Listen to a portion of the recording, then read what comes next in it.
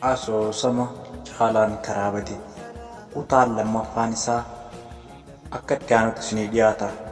YouTube Boonii Ooroonaanis Subscribe godha. Waan Caalaan irra ga'e walumaan ilaallaa itti dhiyaadha.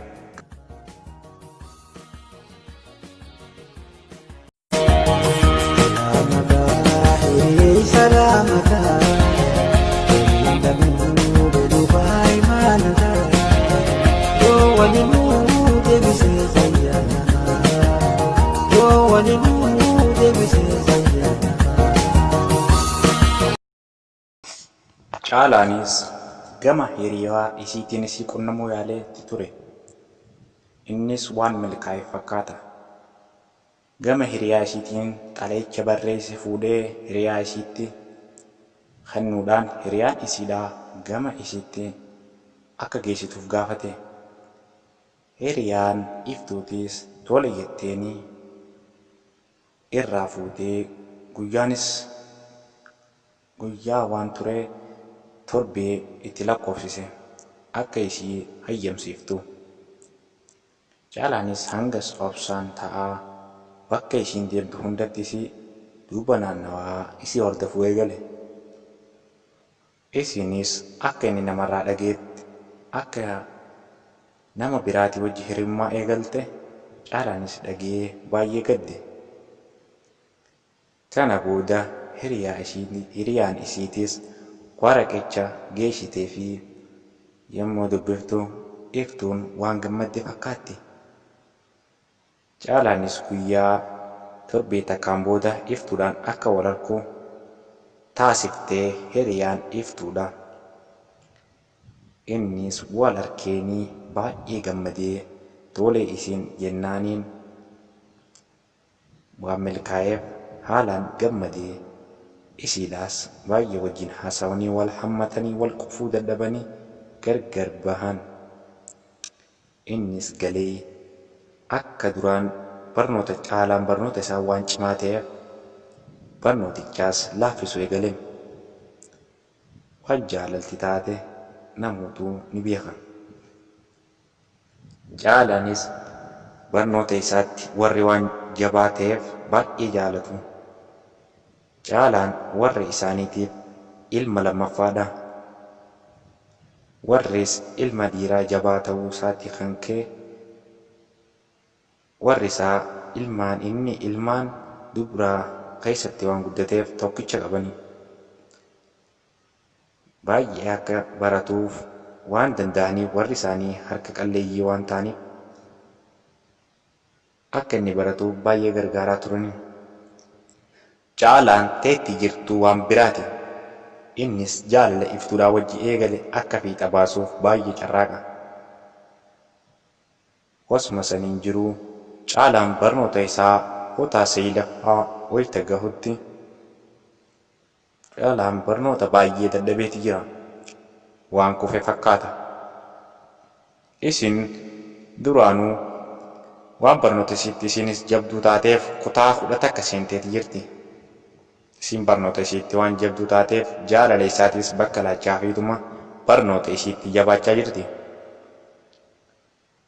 Warri isaanii akka Caalaan kutaa 9tti barnoota isaa dadhabaa jiru dhagayaan karaa alaatiin namoonni ibsaafi turan. Fiinxaan baasa je'ee wanniniin jalqabuu fedhii tiyyaa wajjin walnaaf hin qarqabuu. Hanteeffadhee jiruu gattaa'ee qubachuuf fiinxi hiree walnaaf hin dhaqqabuu. Caalaan akkuma barnoota irraa galeen abbaan isaatis namaa himu namni hin dhabu. Qaata akka abbaa isaatti gadanii himaniiti jiranii akka Caalaan kutaa 9tti kufe. Abbaan isaatis dhagayee Caalaan akkuma galeen abbaan isaa Caalaa ilma koo maal taate dhiyoo tana barnoota akkumatti kuftee jaaniiti wayin daddagoo jiraa dhuguma jedhaan abbaa Caalaatiin. Caalaanis abbaa kiyya An barnoota kiyyatti akkuma duraaniitti hin jabaadha.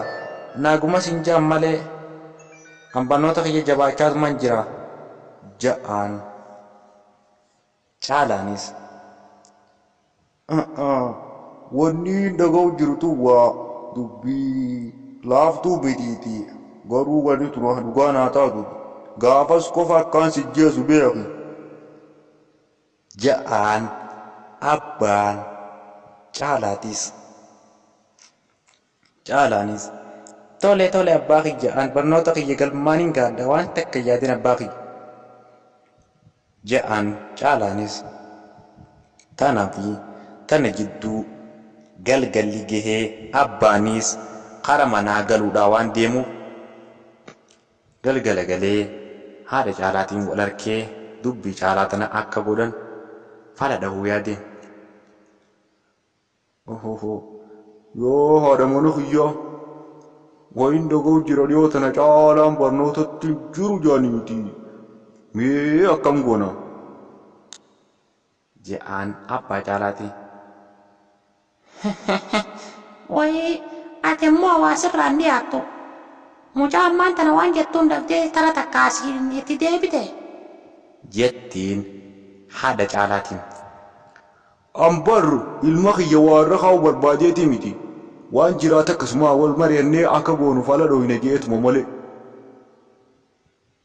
ja'aan abbaan Caalaatis.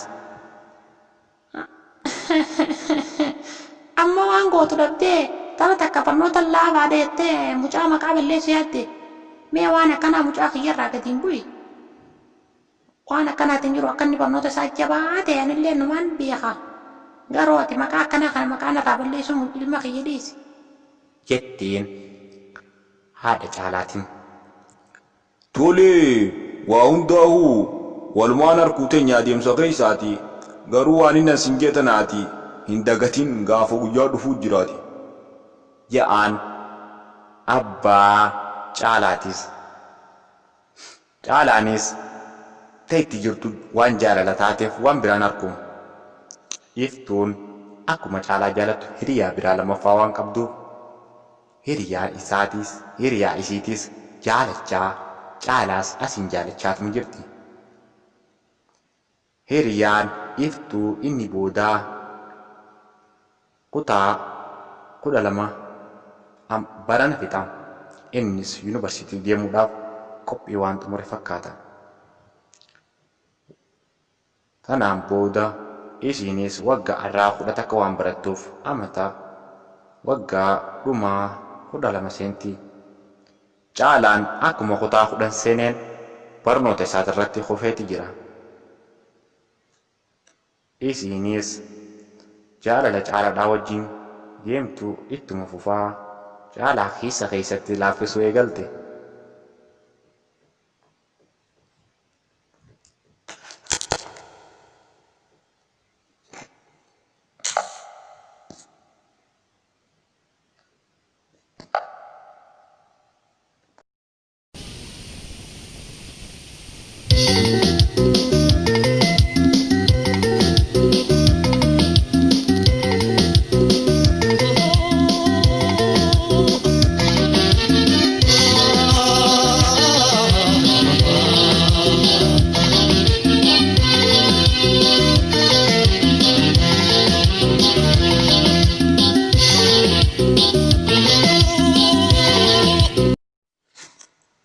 Kutaan sadaffaa Caalaa waan inni irra ga'e waan itti dhufaa walumaan kan ilaalu ta'a nu hordofa.